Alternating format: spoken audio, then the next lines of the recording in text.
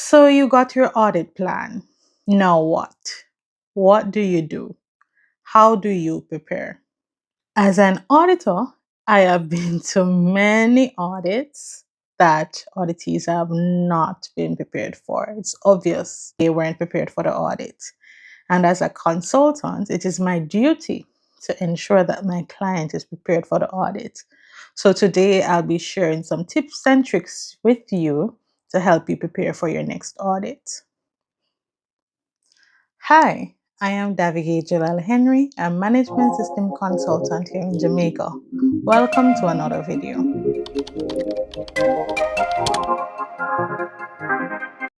Today we'll be talking about preparing for your external audit. Before you have an audit, you have to ensure that firstly, your system is ready. The audit is all about your system. The audit will be checking your system to see if it's working as intended. And your audit plan will communicate the objectives of the audit. So, firstly, review the audit plan to ensure you know what you'll be audited for.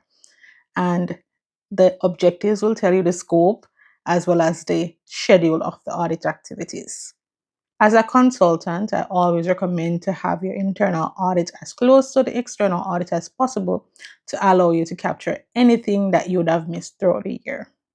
This will allow you to fix all nonconformities and go into the external audit with a clean slate, knowing everything that is wrong and allowing the external auditor to identify any additional gap nonconformities that exist. After completing your internal audit, ensure that your root cause analysis corrective action plans are done and begin implementing those. Note that not all corrective actions may be able to be closed before your audit. Ensure, as best as possible, major nonconformities are closed prior to your external audit. In doing your corrective action plan, in the case where the activities cannot be executed prior to the external audit, create reasonable timelines indicating when it's reasonable for those activities to be done right after the external audit. This will prove to the external auditor that your internal audit program is working, that you're identifying nonconformities, and that you're closing them. Now, this does not mean that each year you're going to be identifying nonconformities right before the audit and not doing anything about them. This will mean that your external auditor will be verifying that you're implementing these corrective actions at your next audit. You must then also do your management review. Look on the system, have management determine if the system is working, allocate additional resources where necessary for the system to be improved. Now, your system is ready, but what about your facility? During the audit, your auditor will be doing an inspection of your facility. Whether it's a factory or an office, your facility will be inspected. Why are the auditors reviewing your facility? One, they're checking for resources. Do you have adequate space for the staff to do the activities? Do you have the resources necessary? Do you have access control where necessary? And for food facilities, auditors are checking to see that the area is clean, that the equipment is well maintained, that operation is happening in a safe manner. They're looking that your outputs are protected, that your raw materials are protected, that operation is being done according to standard, basically. Prior to your audit, like a week before at least, do a walkthrough of your facility using the eye of an auditor. Check the facility. Do we have products on the floor?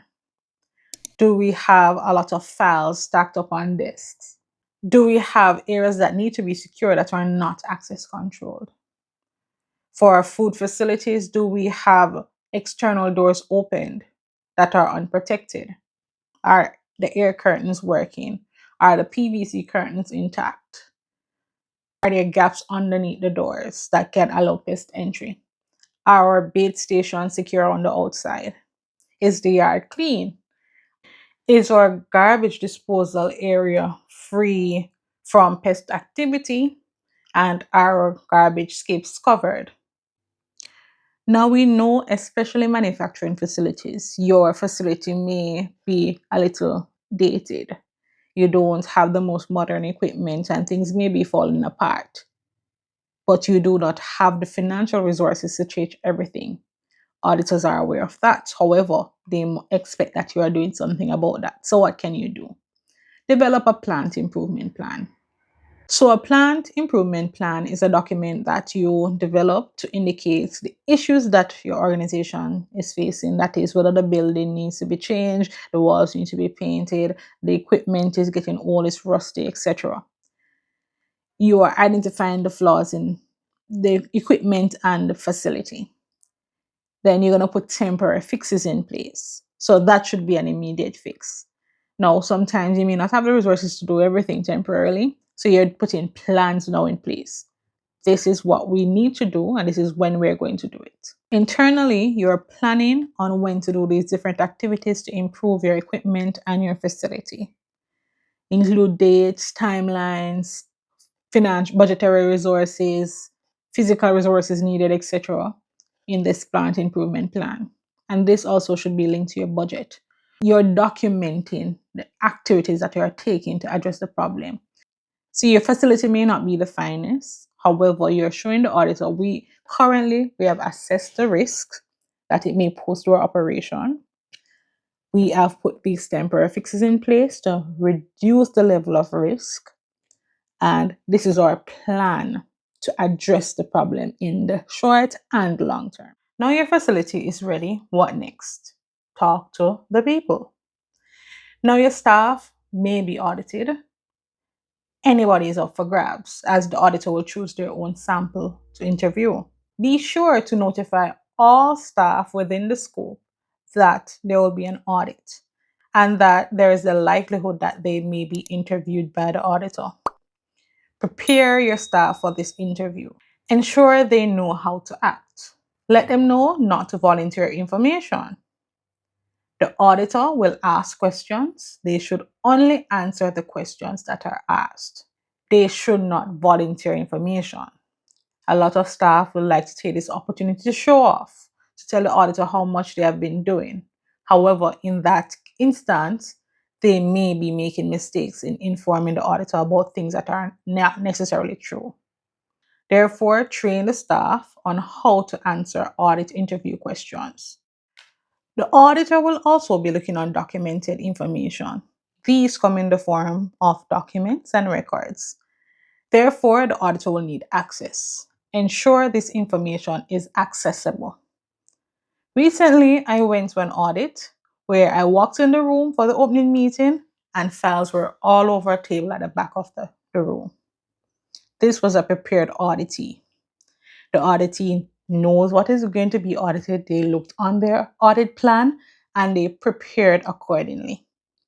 As a consultant, after the audit plan is received, I review the audit plan with my clients and the physical files are put together based on the processes that are being audited and the order in which those are audited.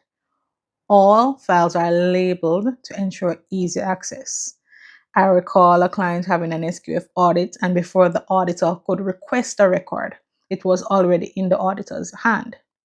Because the client was so prepared and confident, the audit went smoothly because of this. Note that during the audit, you are being assessed on the retrievability of record. If it's a process-based audit, for example, ISO 9001, put all process records together and have them easily accessible.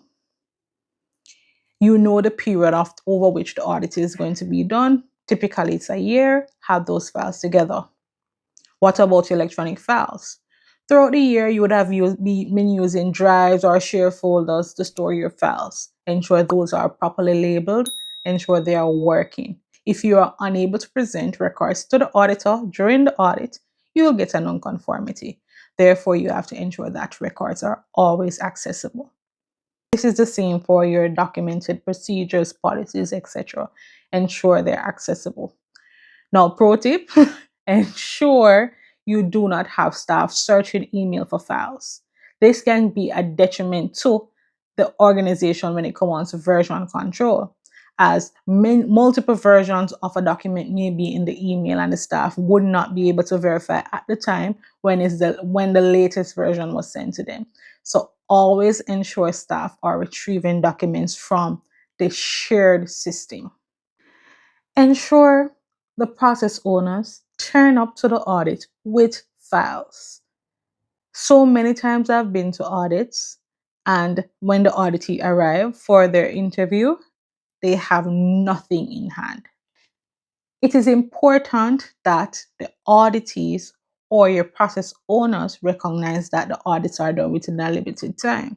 Sometimes there are 30-minute slots for an audit, for an external audit, yes.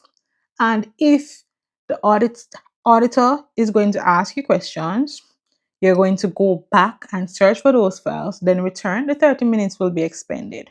Therefore, ensure the process owners either walk with a laptop or inform the auditor that it's a desktop and we have to go to the desk of the person. Ensure proper coordination is done to ensure the auditor can access the records needed immediately. An auditee should not turn up to an audit without access to their documented information to prove that they're conforming to the requirements. A day before your audit, ensure that you do a final walkthrough. Check on your people, check on your facility, ensure everything is ready. As the management rep or the quality manager, the person in charge of the management system, check in on your auditees throughout the audit. There may be potential findings coming out of their interview sessions that there's additional evidence to dispute. Therefore, check in on them and work in the back to correct any issues. I hope you find this video helpful to prepare for your next audit. Thank you for joining me again today, and all the best in your next audit. If you need any assistance, any training, auditing services, consultancy services, you can always reach out to me on either platform. I am Davi-Gaye Julal-Henry everywhere. Looking forward to chat with you. Now like, share, comment, and subscribe so I can share more tips and tricks with you. All the best. Thank you.